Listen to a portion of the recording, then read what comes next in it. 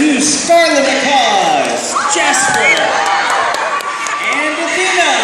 And if you've been waiting for a beautiful little girl, this is Beyonce. And my name is Shane, and we'd like to welcome you to Winged Wonders here at Jungle Island. Today we're going to share with you some of our favorite feathered friends that fill our skies and landscapes with an elegant beauty, unlike any of nature's creatures. Did you guys know that there are over 9,000 different species of birds on our planet? And that's just species. That means there are literally millions of birds all over the world. You can find them flying, swimming, walking, and talking like this guy. Hi!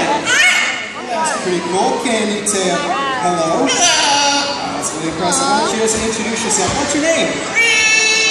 What's your name? This is Rio, everyone. Yeah!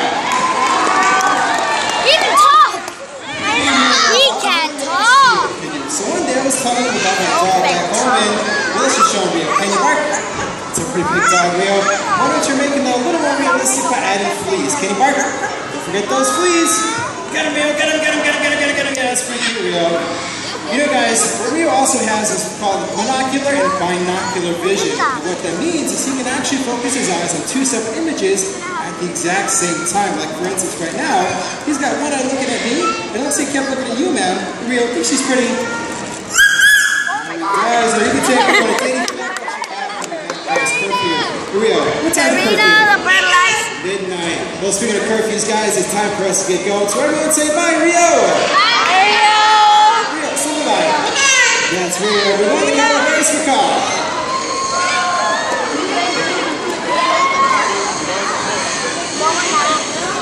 Well, guys, this island's a pretty fascinating place. It has animals from all over the world and a wide variety of habitats. Now, I'm going to need some volunteers for this next part of the show because my next two friends are kind of a handful. So do I have any? All right, how about this guy right here in the ball cap? Come on down. He's going to be helping us out with a very fun part in just a moment. Come on down. And here he comes. Hi there. Why don't you stand right here next to the chest and face the audience? And what's your name? Ernesto. Let's hear for Ernesto, everyone. Now, have you ever held a bird before? All right, because he's going to help me with two of my friends in just a moment. Now, if you put your arms out just like that, bring them in together. Take a little step closer to that chest right there. There we go. Now, they're going to be coming around that corner, and they're going to land right up on your arms. Now, these two ladies, they're both, and here they are. This is Mary Kate and Ashley, the purple gallinules. Now, purple gallinules, they're native to Australia, and they're a type of water-wading bird. You might notice that they have these really long toes. Those toes help them to distribute their weight evenly on the top of lily pads so that they don't fall into the water.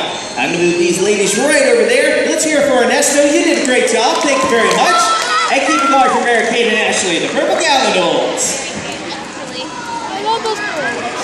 Well, guys, this is Ricky. Ricky is a male eclectus parrot. Eclectus parrots are native to Indonesia. Now, the coolest thing about these guys is that they're actually the only parrots in the world where the males and the females are two completely different colors. Now, for years, this had scientists baffled. They thought they were two different species, but they're not. As you can see, the males that Ricky here are this beautiful green all over. They have two shades of red and blue underneath the wings. They have a dark tail, and if you look close, it kind of looks like he has a big candy corn for a beak. And Ricky's complete with that is Lucy. Look up to the top, and here she comes. This is Lucy, and she's a female eclectus. And as you can see, in contrast to Ricky, she's a bright red all over the body. She has purple on the chest, yellow on the tail, and a black beak. And she looks completely different than Ricky. These guys are doing a great job. Let's hear it for Ricky and Lucy, the eclectus parrots. The funny thing, I have a friend named Ricky, my brother's friend, he's like 16, and his grandma's named Lucy. Stop scratching things. Look at that. Hey. No, that wasn't here. That was Justin. Are you guys gonna pick it up? No, right? Stop eating. Well, guys, I have another friend I want to introduce you to, but I don't see him around yet, so I think we're going to have to calm him down. His name is Stymie, and we'll calm him down at a count of 3. Here we go, guys. 1, 2, 3. Stymie! Yes! Ladies and gentlemen, this is Stymie. Stymie is a sulfur-crested cockatoo. Cockatoos are native to Australia. Well, hi, Stymie. Hi, sexy, I know. Hey, Stymie, I'm going to need your help with this part of the show, okay? Okie dokie. Well, guys, before the show started, we picked some hoop volunteers. If you guys would go ahead and take the positions. When you already picked the hoop volunteers, if you guys are holding the hoop, you are the volunteers. So we're going to have hoop number 1 right out here. There you go. Keep the hoop really high over your head. number 3 perfect. Now what's going to happen is Tammy's going to fly through number 1, then make a left, then fly through number 2, then the hood number 3, and he's going to turn to face those windows up there. There you go. And then he's going to fly back to me. Now the thing is, what Tammy is, the louder you guys cheer him on, the faster he's going to fly. So I'm going to need you guys to cheer him on as loud as you can. Can you do that for me? Yes! Oh, come on, you guys do better than that. Are you guys ready? Yeah! Are you ready? Okay, here we go, guys. 1, 2, 3. Go, Stanley! 2 number 1, 2 number 2, and under number 3, and back to me. That is Stymie. Who volunteers? You did a great job. You take your seats. We've got those suits a little bit later. And Stymie, that was amazing. Why don't you take a bow? Thank you. Thank you. Thank you. Thank you, and thank you. I went my hair back and forth. I went my hair back and forth. How's it going? On the side, I'm just moving on. It didn't make number 2. Well, guys, the next friend should be coming around this corner in just a moment. Here she is. This is Mama Cass. They have that at the zoo. Cassowary.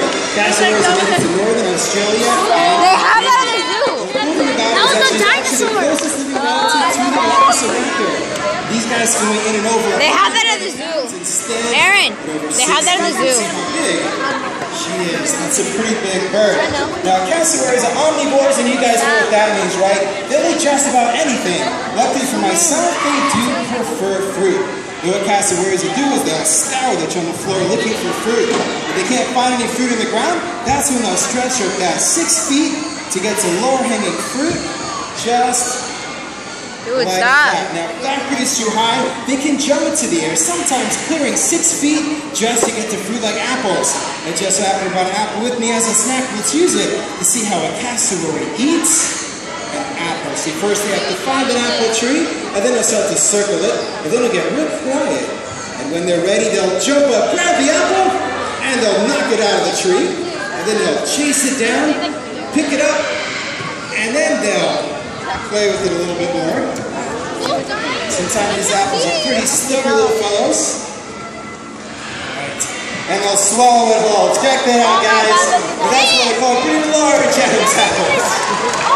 Now, if the cassowary can't find any fruit in the ground and they can't jump to get it, that's when they'll run up to the tree and they'll kick it as hard as they can, and then the fruit will fall to the ground and they'll begin their feast. So I was wondering if somebody would like to come down over here and pretend to be a tree for us. I'm just kidding, guys. I'm just kidding. I'm going to tell you how fortunate we are. Not too many people have ever been this close to a cassowary, and there's 2 reasons. Number 1, they're an endangered species, and number 2, but more importantly, is they're known as the most lethal bird on the planet. They've killed more people in New Guinea than the crocodile, and they do so with those massive feet and nails of theirs. And with those feet and nails, cassowaries They don't eat people, they kill them. over 30 miles an hour, and they can disembowel a human body in less than a second. You know what, guys, we're actually pretty fortunate to have met a cassowary that's this calm. She might be the only tame cassowary in the world, and that's right here on this island. So let's have a big round of applause for the cassowary. Yeah. Well, guys, Sorry. we're coming out to Really? the Wonders Bird Show. We hope you all have a great day here at Jungle Island. See you guys later.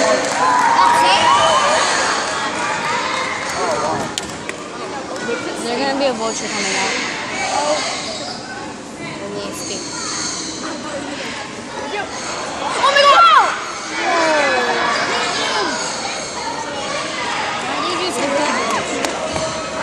So I'm gonna wait for you.